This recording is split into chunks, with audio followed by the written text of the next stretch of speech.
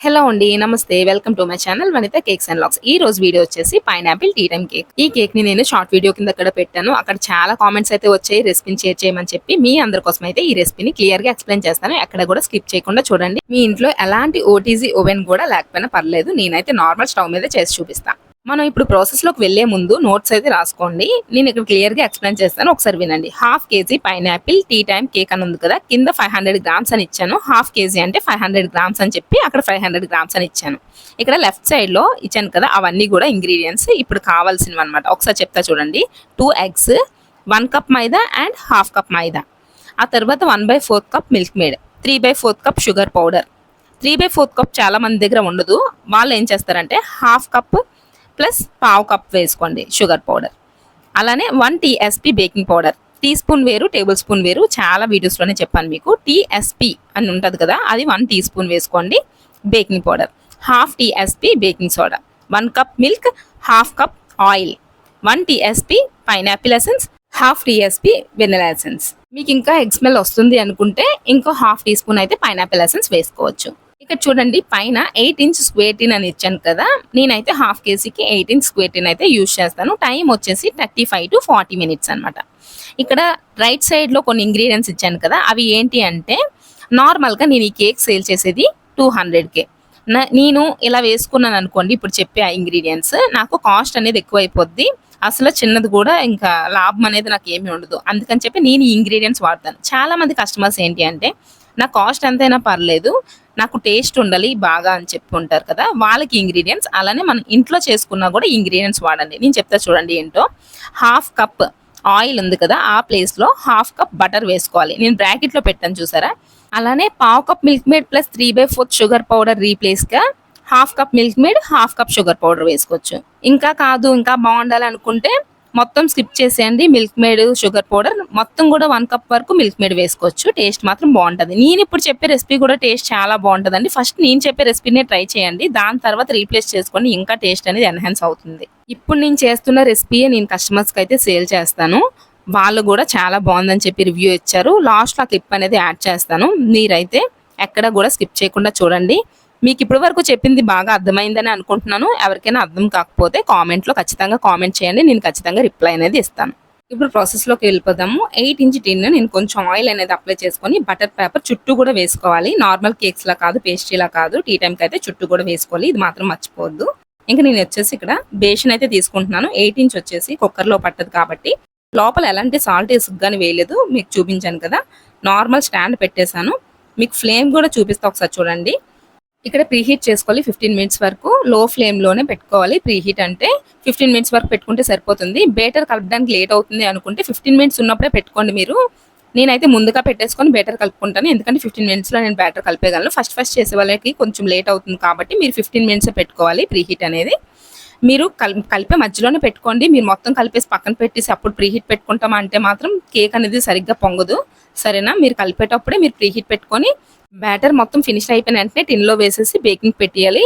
ఎక్కువసేపు అయితే బయట ఉంచకూడదు, అలా ఉంచితే కేక్ అనేది పొంగదు. ఇక్కడ మైదాని ఎలా తీసుకున్నాను చూసారు కదా, అంచకుండా ఫ్లాట్ గా తీసేసుకున్నాను. 1 కప్ మైదా, అలానే హాఫ్ కప్ మైదా సేమ్ ఫస్ట్ ఎలా తీసుకున్నాను హాఫ్ కప్ కూడా అలానే తీసుకున్నాను. వికేఫీల్ కంపెనీ నుంచి అయితే బేకింగ్ పౌడర్ తీసుకుంటున్నాను 1 TSP. అలానే బేకింగ్ సోడా కూడా వికేఫీల్ కంపెనీ నుంచే హాఫ్ TSP.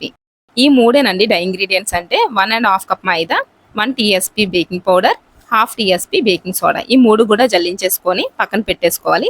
జల్లించుకోవడం అనేది ఖచ్చితంగా చేయాలి, లేదంటే కేక్ మధ్యలో అనేది ఇలా రవ్వలా ఉండిపోతుంది కదా, దానివల్ల కేక్ పొంగదు. ఇది వచ్చేసి డ్రై ఇంగ్రీడియంట్స్ పక్కన పెట్టేసుకొని వెట్ ఇంగ్రీడియంట్స్ ఎలా చేయాలో చూద్దాము. ఇక్కడ ఒక బౌల్ తీసుకొని హాఫ్ కప్ వరకు ఆయిల్ అనేది వేసుకున్నాను.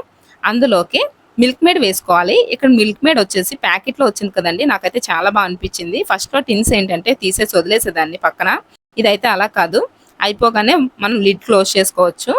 ఇంకొచ్చేసి ఇక్కడ పావు కప్ వరకు మిల్క్ మేడ్ అయితే వేసుకుంటున్నాను.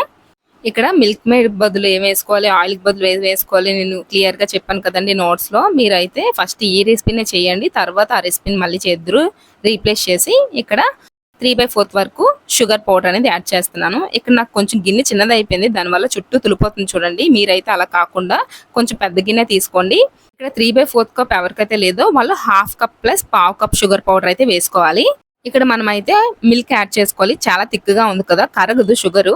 మిల్క్ 1 కప్ అని చెప్పాను కదా, కొంచెం కొంచెంగా యాడ్ చేసుకోవాలి. మొత్తం మిల్క్ ఎక్కడ యూజ్ చేయమండి, తర్వాత బ్యాటర్ కలిపేటప్పుడు కూడా యూజ్ చేస్తాము.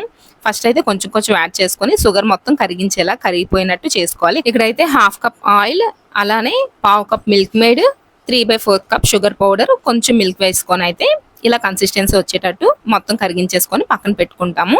ఇప్పుడు ఎగ్స్ బీట్ చేసుకోవాలి ఇంకొక బౌల్లో. ఇక 2 ఎగ్స్ వరకు తీసుకున్నాను 500 గ్రామ్స్ కి. ఇక్కడ ఎగ్స్ కూడా ఫ్రెష్ గా తీసుకోవాలి, ఎప్పుడు మన ఇంట్లో ఉండేవైతే తీసుకోకూడదు, అలానే ఫ్రిడ్జ్ లో ఉండేవైతే అసలు తీసుకోకూడదు. ఫ్రిడ్జ్ లో ఒకళ్ళు ఉన్నట్టయితే ఒక 15 to 20 మినిట్స్ బయట పెట్టేస్తే రూమ్ టెంపరేచర్ లోకి వచ్చేస్తే అప్పుడే యూజ్ చేయాలి. బేకింగ్ ఏవైనా కూడా ఫ్రిడ్జ్ లో ఉన్నవి పనికిరావు. మిల్క్ కూడా నేను నార్మల్ మిల్కే తీసుకున్నాను, కూలింగ్ ది కాదండి. టెట్రా ప్యాకెట్స్ దొరుకుతాయి కదా ఫ్రిడ్జ్ లో పెట్టకుండా, అవైతే తీసుకున్నాను. మీ దగ్గర అవి అవైలబుల్ గా లేవు అనుకుంటే నార్మల్ ప్యాకెట్స్ రూమ్ టెంపరేచర్ వచ్చిన తర్వాత యూజ్ చేయండి. ఇక్కడ ఎగ్స్ వేసాక బీటర్ అనేది ఫస్ట్ స్పీడ్ లోనే చేయాలి. ఎల్లో కలర్ నుంచి క్రీమీ కలర్ వచ్చే వరకు మనం బీట్ చేసుకోవాలి.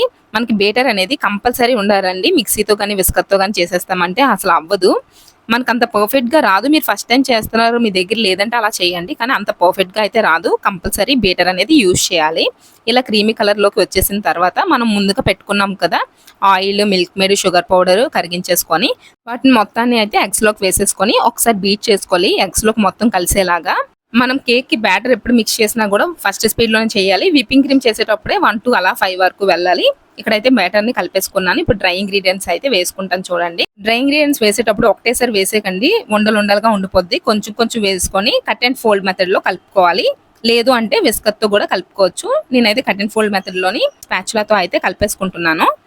ఇక డ్రై ఇంగ్రీడియంట్స్ వేసిన తర్వాత కూడా బేటర్ ని వాడొచ్చు కదా అని మీకు డౌట్ రావచ్చు. బేటర్ ఏంటంటే కొంచెం ఓవర్ మిక్స్ చేస్తుంది, దానివల్ల కూడా కేక్ పొంగదు. అందుకని బేటర్ అయితే ఆఫ్ చేసేయాలి. మనకి వెట్ ఇంగ్రీడియంట్స్ అయిన వెంటనే ఈ డ్రై ఇంగ్రీడియంట్స్ వేసేటప్పుడు స్పాచులాతోని ఓవర్ మిక్స్ చేయకుండా నార్మల్ గా పిండి అనేది కలిస్తే సరిపోతుంది, అలా కలుపుకోవాలి. ఇక్కడ కొంచెం గట్టి పడింది కదా, అప్పుడు మనం మిల్క్ అనేది కొంచెం కొంచెం యాడ్ చేసుకుంటూ అయితే కలపాలి.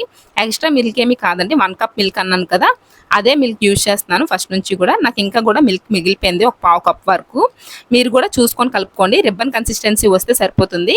ఇలా కట్ అండ్ ఫోల్డ్ మెథడ్ లో కలిపిన తర్వాత కూడా నాకు చిన్న చిన్న ఉండల్లాగా అనిపించింది. ఒకసారి చూడండి, మీకు కూడా చూపిస్తాను. ఇక్కడ ఉండలా అనిపించింది కాబట్టి నేనైతే విస్కర్ని అయితే యూజ్ చేస్తాను. మీరు ఫస్ట్ నుంచి కూడా బెలూన్ విస్క్తో చేసుకోవచ్చు, లేదంటే స్పాచులాతో తీసుకోవచ్చు. బెలూన్ విస్క్తో ఏంటంటే కొంచెం ఎక్కడ కూడా ఉండలు లేకుండా అయితే కలుపుతుంది అనమాట. ఎక్కువ అయితే కలపకూడదు, నార్మల్గా కలిస్తే సరిపోతుంది. ముందే చెప్పాను కదా. ఇక్కడైతే కలర్ యాడ్ చేస్తున్నాను, ఎల్లో కలర్. పైనాపిల్ కదండి, అందుకే ఎల్లో కలర్ అనేది యాడ్ చేస్తున్నాను. ఫుడ్ కలర్ అయితే కాదు, ఫుడ్ కలర్ ఏంటంటే కొంచెం చేదు వస్తుంది. ఇది వచ్చేసి కేక్ కలర్స్ అండి, జెల్ కలర్స్ యూజ్ చేస్తాను నేను. వచ్చేసి ఎక్కువ కలర్ అయితే యూజ్ చేయలేదు, హోమ్ మేడ్ కాబట్టి. ఇక్కడ 1/2 టీ స్పూన్తో అయితే వెనిలా ఎసెన్స్ అయితే వేసుకుంటున్నాను. ఆ తర్వాత వచ్చేసి పైనాపిల్ ఎసెన్స్ 1 టీ స్పూన్ అయితే యూజ్ చేయలేదండి, 1/2 టీ స్పూన్తోనే 2 టైమ్స్ వేస్తున్నాను. ఇక్కడ ఒకసారి చూడండి. మీకు ఒకవేళ ఎగ్ స్మెల్ ఎక్కువగా అయితే మాత్రం ఇంకొక 1/2 టీ స్పూన్ వరకు పైనాపిల్ ఎసెన్స్ అనేది యాడ్ చేసుకోండి. ఇప్పుడు ఎసెన్స్ మొత్తం కూడా కలిసేలాగా బ్యాటర్ అనేది ఒక్కసారి కలిపేయండి, ఎక్కువ ఓవర్ మిక్స్ అయితే చేయొద్దు. మీ దగ్గర ఎల్లో కలర్ లేదంటే స్కిప్ చేసేయండి. ఇక టూటీ ఫ్రూటీ కూడా నేను క్వాలిటీదే వాడతాను, కలర్ అనేది వచ్చేస్తూ ఉంటుంది కదా బయట, అవైతే కొనొద్దు, క్వాలిటీది అయితే తీసుకోండి. ఇక్కడ కొంచెం మైదాని అయితే జల్లించుకుంటున్నాను. ఇలా చేయడం వల్ల ఏంటంటే కేక్ మధ్య మధ్యలో అయితే టూటీ ఫ్రూటీ ఉంటుంది, లేదంటే కిందకి వెళ్ళిపోతుంది టూటీ ఫ్రూటీ మొత్తం కూడా. నేను ఈ వీడియోలో అలా చూపిస్తున్నాను, అలా తీసుకోండి. మొత్తం పిండి కూడా ఒకసారి జల్లించేసుకొని అప్పుడు యాడ్ చేసుకోవాలి టూటీ ఫ్రూటీ అనేది బ్యాటర్లో. టూటీ ఫ్రూటీ మొత్తాన్ని బ్యాటర్లో వేసేకుండా కొంచెం అనేది పైన గార్నిష్ కోసం కూడా ఉంచుకుంటున్నాను. ఎక్కువ వేసేకోండి టూటీ ఫ్రూటీ, అంత తినడానికి బాగోదు, కేక్ తిన్నట్టు కూడా ఉండదు. కొంచెమే వేసుకోవాలి, మరీ ఎక్కువ వేసుకున్నా కూడా అంత బాగోదు కదా. ఇంకా బ్యాటర్ని కూడా మొత్తాన్ని మనం కేక్ టిన్లోకి అయితే స్ప్రెడ్ చేసేసుకుంటున్నాము, చుట్టూ కూడా వేసుకోవాలి.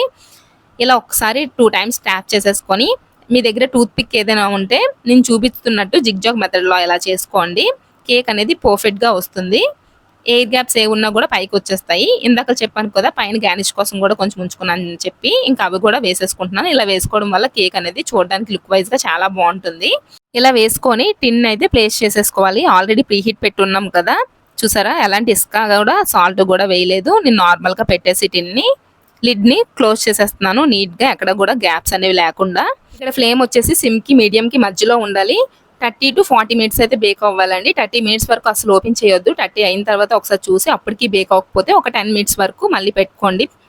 ఇక్కడ నాకైతే 35 మినిట్స్కి అయితే కరెక్ట్గా బేక్ అయిపోయింది. మీకు చూపిస్తా చూడండి, అసలు ఎక్కడ కూడా అంటకుండా వచ్చింది అనుకోండి టూత్ పిక్, కరెక్ట్గా బేక్ అయిపోయిందని అర్థం.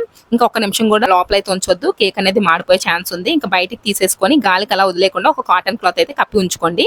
పూర్తిగా చల్లారిన తర్వాత మీకు వెయిట్ అయితే వేసి చూపిస్తున్నాను. నాకైతే 595 గ్రామ్స్ ఎంత ఎగ్జాక్ట్ వచ్చింది, నాకైతే సరిగ్గా ఐడియా లేదు, చాలా రోజులు అయింది కదా చేసి. ఇంకా ప్యాకింగ్ బాక్స్ కూడా నేనైతే ఇలా తీసుకున్నాను. నార్మల్గా ఏంటంటే విజిబుల్గా కనిపిస్తాయి కదా ప్లాస్టిక్ బాక్సెస్, అవి అయితే నాకు అంత మంచిగా అనిపించలేదు. ఇప్పుడు ప్లాస్టిక్ కూడా వాడొద్దని చెప్తున్నారు కదా అని చెప్పి అయితే ఇదైతే నేను తీసుకున్నాను. ఇది నాకు 20 రూపీస్ పడింది. అందులో ఒక బటర్ పేపర్ అయితే వేసేసి మొత్తం కూడా కేక్ పీసెస్గా కట్ చేసి అయితే అందులో ప్లేస్ చేసేస్తాను. మనకి కస్టమర్ కేక్ ఆర్డర్ ఇచ్చేటప్పుడు కేక్ టేస్ట్తో పాటు ప్యాకింగ్ కూడా ఎలా ఉందో చూస్తారు కదండి. ఇంకా అందుకని చెప్పి నేనైతే ఈ బాక్స్ని తీసుకున్నాను. మనం నీట్గా ఇచ్చామనుకోండి కస్టమర్స్ అయితే ఎక్కడికి వెళ్ళరు, మన కస్టమర్స్ మన దగ్గరే ఉంటారు. ఇంకా అందుకని మీరు కూడా ఎలానే ప్యాకింగ్ అనేది నీట్గా చేసి అయితే ఇవ్వండి. ఇక్కడ కటింగ్ కూడా చూపిస్తున్నాను కదా, ఈ నైఫ్ వచ్చేసి మీ దగ్గర లేదంటే ఖచ్చితంగా కొనుక్కోండి. ఈ నైఫ్ కింద ఏంటంటే కొంచెం రంపంలా వస్తుంది, దానివల్ల కేక్ అనేది బాగా కట్ అవుతుంది. నార్మల్ నైఫ్తో అయితే అంత బాగా కట్ అవుతుంది అనమాట.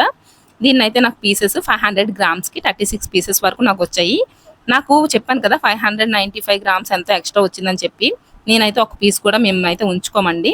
మాకు ఎంత బేక్ అవుతుందో అంత కూడా ఇచ్చేస్తాము. హోమ్ బేకర్స్ ఎవరైనా కూడా అలానే చేస్తారు, బేకరీస్లో అలా కాదు కదండి. 500 గ్రామ్స్ అంటే ఎగ్జాక్ట్గా 500 గ్రామ్స్ వేస్తారు. ఇంకా వాళ్ళు ఎలా చేస్తారో కూడా తెలియదు, మేమైతే ఫ్రెష్గా నీట్గా చేస్తాము.